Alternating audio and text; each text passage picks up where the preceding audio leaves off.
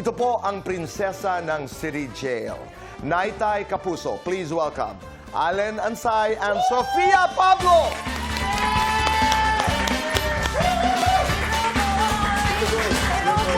Hello.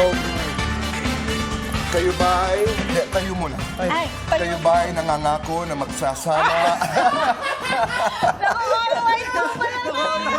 Parang nabigla ka. Wow! Mami, biro lamang po, Is it a please. sign? Ano ba yun? Thank you. Talagang ito na ba yun? Congratulations. Thank you Nagsimula ngayong araw ang prinsesa ng City Jail. Ano ang pakiramdam? Ano, Tito Boy, ang sarap po sa feeling. Kasi kumbaga lahat po nung pinag-usapan namin before na bibigyan namin yung 100% namin dito. And Tito Boy, ito po yung unang beses na sasabak po namin together sa Heavy Drama. And kumbaga mas malalim po yung character namin dito. And ngayon, pinapalabas na siya and malapit na makilala ang bawat character ng mga kapuso natin. Sofia, sino si Princess? Si Princess Pascual po, she's a very strong girl. Ang dami niya pong pagsubok sa buhay. Hindi pa siya ipapakita this week, pero meron silang magiging isang malaking pagsubok ng tatay dado niya. And hindi siya magpapadala. She'll fight for her and her father. Ang dami niyang gagawing paraan. And isa daw ng paraan para ma-meet niya si Xavier.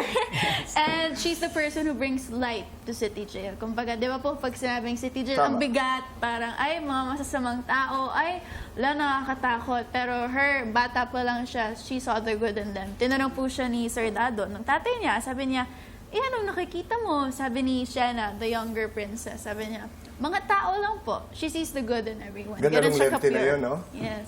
People deprived of liberty. Kayo nakatira doon sa gilid ng kulungan. Tama ba ako? Yes po, malapit. Ang dami-dami kong tanong noong napanood ko ang trailer. Pero, tanong muna, sino naman si Xavier ba? Xavier. Bustamante Sino ba po. si Xavier? Si Xavier naman po, kabaliktaran naman siya ni Princess. Kumbaga makikita po natin sa trailer na galit siya sa mga nakakulong. Kasi yung mom niya, galing sa kulungan. So parang yung tingin niya sa mga nakakulong, lahat yun may sala. Lahat yun dapat maparusahan. Gustong-gusto ko yung sa trailer na parang, I think you work for a theater group na Yes parang po. tatatama. Performing arts. Galing. And then you work, parang bahagi ng yung outreach program siguro ay doon sa loob ng kulungan. Sabi niyo kanina, heavy drama ito. For the first time, sumasaba kayo sa heavy drama. At excited kami dyan. Subukan natin. Dito kasi sa Fast Talk, lahat ng dumadaan ay sumusubok kami kung gaano ka-heavy ang heavy. Halimbawa lamang, ako'y kasamahan ni Tatay Dado ni Kimpoy, di ba? Who plays? Si Kimpi. Yes, that's right. Kimpi De Leon. Okay. Ikaw, nagpapaalam ka sa akin na kung pwedeng, kasi di ba bagong pasok ka, hindi mo alam ang mga batas ng kulungan, ng jail. Nagpapaalam ka kung pwedeng lumabas ka dahil may lakad kayo ni Princess, di ba? Ako naman, ayoko. Di ba? Chang Susan. Okay. 5, 4, 3, 2, action! Sir, baka pwede po ako makalabas. Dali. Sino ka? Ako si Xavier, bago ako dito. Gusto ko lang sanang makasama si Princess. Ano? Gusto ko makasama si Princess. Alam mo bang nakakulong ka? Alam ko yun, sir, pero baka... Bakit napapaalam ka sa akin lalabas ka? Sir, baka naman, sir, may gagawin lang kami. May gagawin kayo? Yes, sir. Ano gagawin niyo? Lalabas po kami, magde-date. Lakas naman ang loob mo.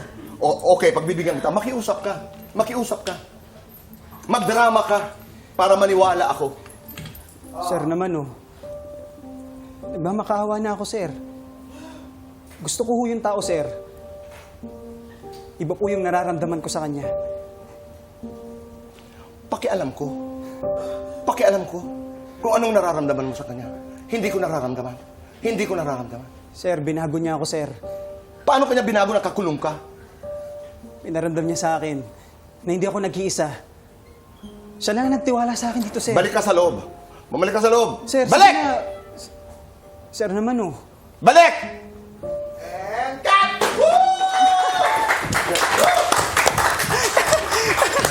Ang bait naman ng jail guard. Magaling. Yeah.